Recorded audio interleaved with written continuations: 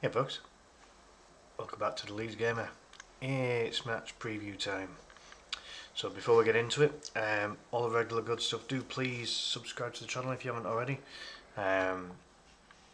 Also please like and hype the video and hit the notification bell so you don't miss any future content. It's FA Cup semi-final time. So Daniel Farker's just done his press conference. So we've got team news and a predicted lineup for both teams. Starting with Chelsea. Now, they've got a number of players that are either unavailable or possibly unavailable. But the problem of choosing their lineup is that they've just sacked Liam Rosenior and Callum McFarlane's come in as the interim boss for the rest of the season. So it's a little bit unknown, as he's only managed a couple of games for Chelsea this season, between Maresca and Rosenior being in charge. So there's not a lot to go on. So I've had to go with what players they've got available that are definitely available, certainly at time of recording at least, and then base it on the number of minutes that these players have played. And a key thing here, one of these players in this 11 for Chelsea hasn't even played 1,000 minutes this season. That is quite a concern for the Blues. Music to my ears, quite frankly. Now again, there's no guarantee that this is going to be their lineup. However, in terms of the players that might be unavailable for them, Estevao, the young winger, potentially ruled out until June. Levi Colwill, the centre-back, potentially out until early May. Jimmy Gittens, the winger, potentially out until May. Backup goalkeeper Philip Jorgensen, potentially out until May. Captain Reece James, potentially out until May. João Pedro, Brazilian striker, he has a small chance of being available, but as he's on the Premier Injuries website, there's every chance that maybe he's only good enough for the bench, along with fellow attacker Cole Palmer, who again is touch and go for the weekend, but again could possibly make the bench.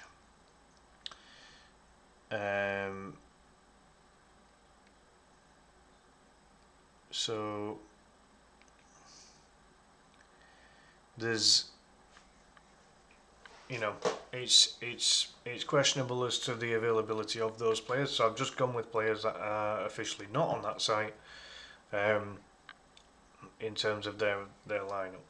But as I say, if João Pedro and Cole Palmer start on the bench, it's because of recent fitness issues. If any of them start, bugger. We'll have to be on his metal for it.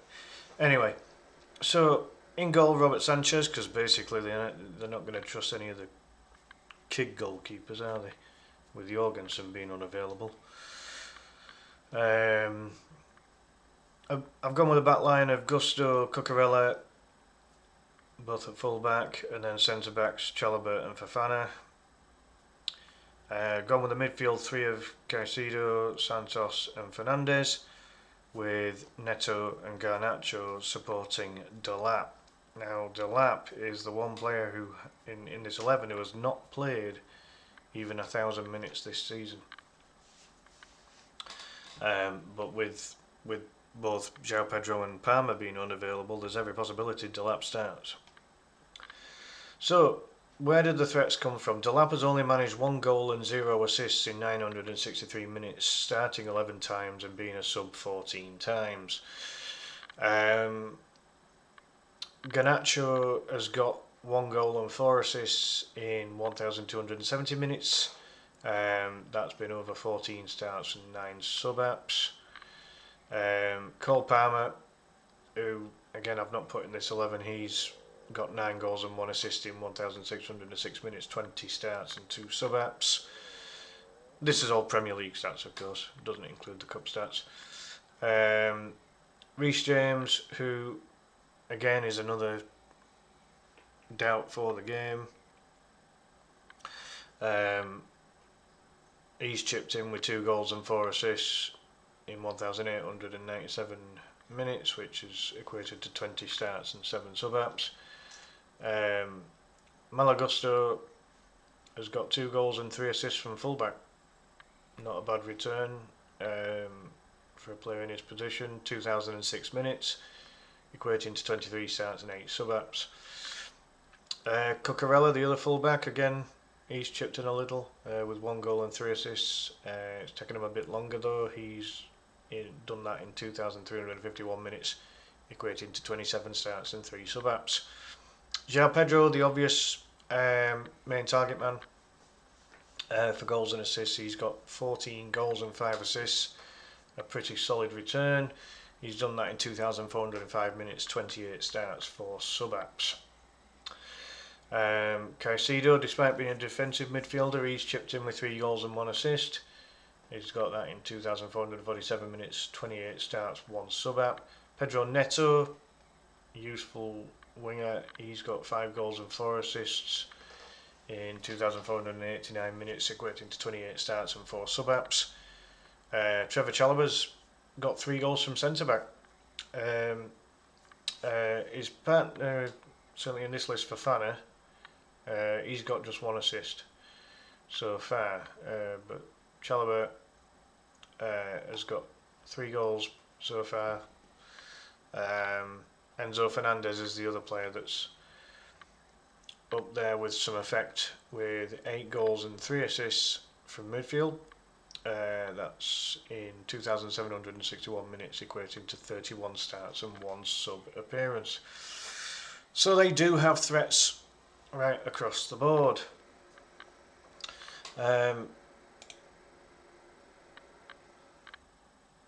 I would say with all of this that it's Neto, Fernandez, Palmer and Pedro.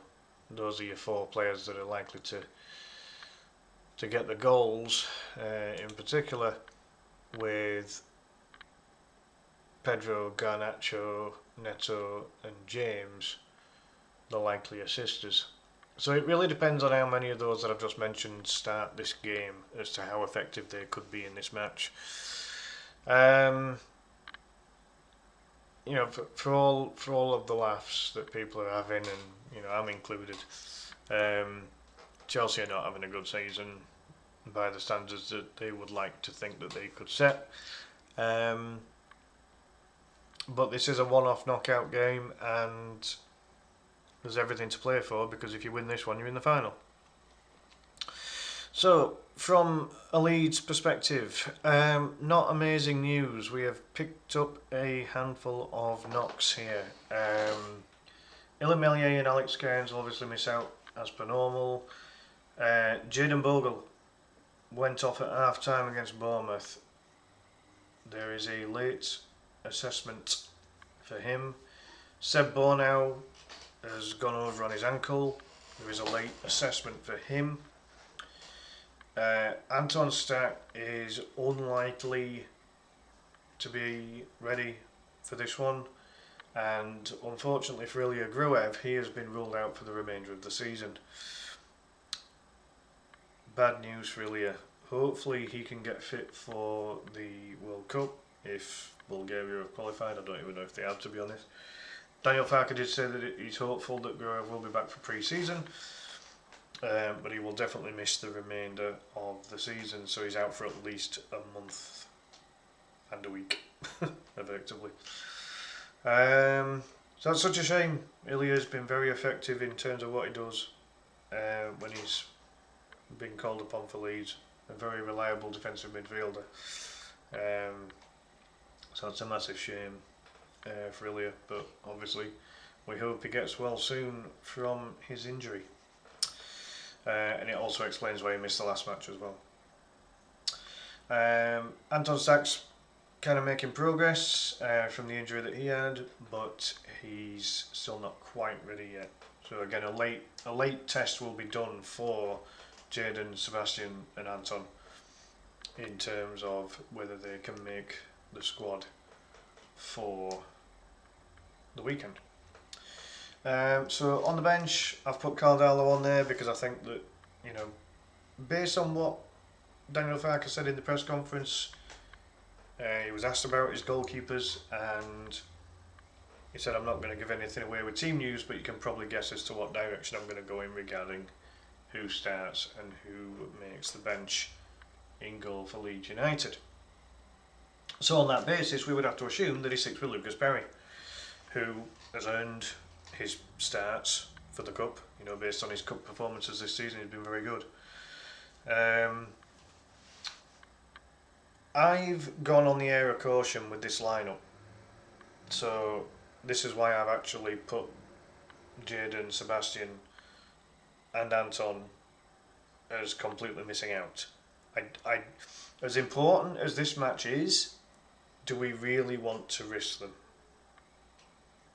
Only the fitness team, Henry McStay and the rest of the medical staff will know, and only they can advise Daniel Farke as to how fit and available they could be. And then Daniel obviously will assess the players in training if they can do a team training session between now and the weekend. So I've gone with Caldalo on the bench. Sam Barham should obviously at the very least make the bench even if he doesn't start.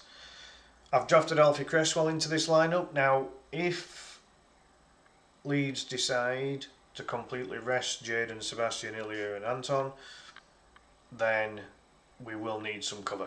There'll be at least one player drafted in from the under-21s. The natural player to put on there would be our current under-21 captain, Alfie Cresswell. He can deputise at both centre-back and defensive midfield. It's a no-brainer. In terms of that versatility, he's got that leadership skill at youth level. It's the right choice to put on the bench if we need him. If we don't need him, then obviously either Jaden or Sebastian or Anton will make the bench in some capacity. But if not, I've gone with Alfie there. An amazing experience for him if he is involved, of course. Chance to go to Webley and to experience that kind of one-off big occasion moment. But Daniel Farke very rarely goes to his under-21 team to make up numbers on the bench. So I would say it's unlikely. I think he will do everything possible to get at least one of those guys on the missing out column. I'm pretty certain of it. But we'll see. After that, you've got Sean Longstaff, Facundo Buonanotte, Dan James, Wilfred Nonto, Lucas Metcher and Joel Perreault making up the bench. Now, you see, I'm a little conflicted with that as well because it's a cup match and there are a couple of changes that Daniel Farke could make if he wants to. So, my reckoning with this is, I think he might go with that starting lineup on the left hand side there. So that would be Lucas Perry in goal. James Justin would come in at right back for Jayden Bogle. Gabby Goodmanson starts at left wing back. Joe Roden would come back into centre back, just like he did as a substitute in the match against Bournemouth. So it would be a back three of Joe Roden, Jakob and Pascal Strout. The midfield would continue with Ethan Ampadu and Autanaka.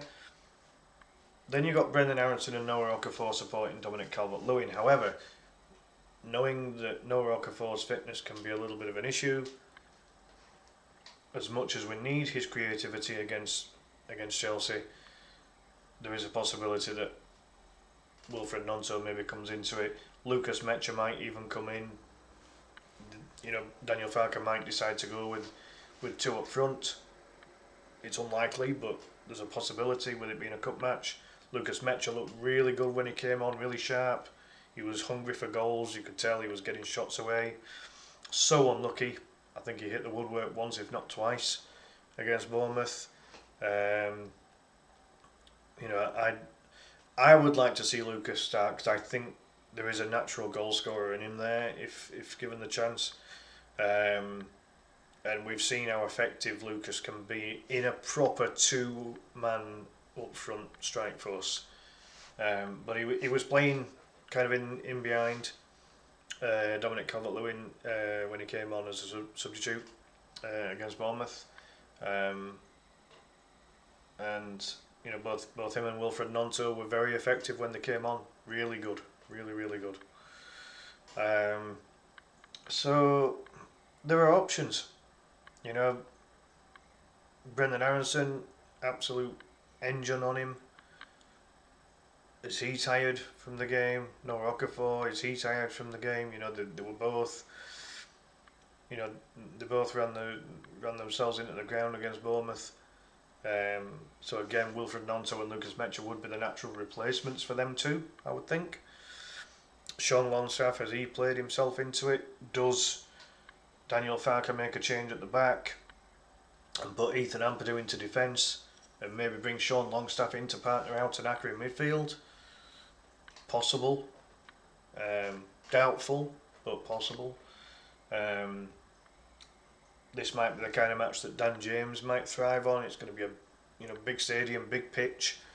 Perfect for Dan James to stretch his legs and get some fitness in there. But again, this match is not being seen as an opportunity to get players fit for the league. Leeds are safe now in the league. They're not going to get relegated on 40 points. And we're going to finish the season with more than 40 points anyway. I'm certain of it. I can't see us losing all 4 remaining games.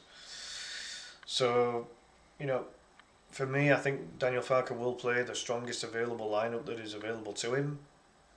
And the one change, which is kind of like the cup change, if you like, will be Lucas Perry in goal. I can't see him starting with Carl Darlow based on what he said in the press conference. And I think that would be quite harsh on Perry if he didn't start. Carl Darlow's been fantastic in recent league games. There's no two ways about it. He's come up with some crucial saves. But Lucas Perry has been a very decent goalkeeper in the cups this season. So why drop him for that? He's earned his place. Lucas Perry has earned his place to start that cup match. He helped us get into the semi-final. It was a massive help. He made those saves in the quarter-final. So for me, it's a no-brainer anyway. I would start Lucas Perry because I just think he's earned it, quite frankly. But yeah, I think that's how it might line up. As I say, there are changes that are available. Sam Byron can come in at fullback if required, depending on the fitness of the other wing backs. As I say, Longstaff could definitely come into midfield and do a job. Dan James, Wilfred Gnonto, Lucas Mecha, I think all 3 of them could possibly try and push for a start. Joel Pirro didn't do very much when he came on, really. He came on so late, though, to be fair. So yeah, that's my take on it, folks. I still think we've got a chance, even though Chelsea sacked Rosenia. I would have loved for them to have kept Rosenia because I think we'd have beaten Chelsea with Rosenia still in charge. With McFarlane coming in instead, you just don't know. Just the fact that they got rid of Rosenia might have removed a certain amount of the toxicity that was obviously going on behind the scenes.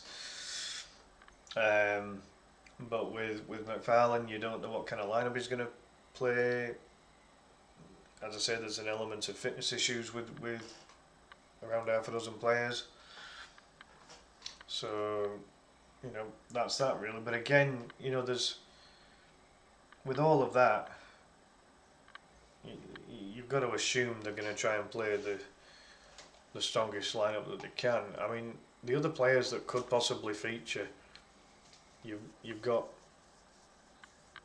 Hold on, I'll just quickly have a look here. So the other possibilities for Chelsea would be Hato, the fullback, Adebayo, centre back, Acheampong, centre back, Badiashile, centre back. Lavia, defensive mid. Guiu, striker. Sa, centre back. And Asugo, defensive midfield. I mean, I can't really see those featuring. I don't think, but who knows. So I'll leave it there, folks. Big thank you for watching. Let's get to that final. Let's get there. Let's beat Chelsea and let's get into an FA Cup final. Can you imagine that, actually getting to an FA Cup final whilst also surviving in the Premier League on the first season back? Oh, that sounds good to me. So, yeah, big thank you, folks. Do please do all that good stuff I mentioned at the start. Have a good one. See you next time. Bye for now.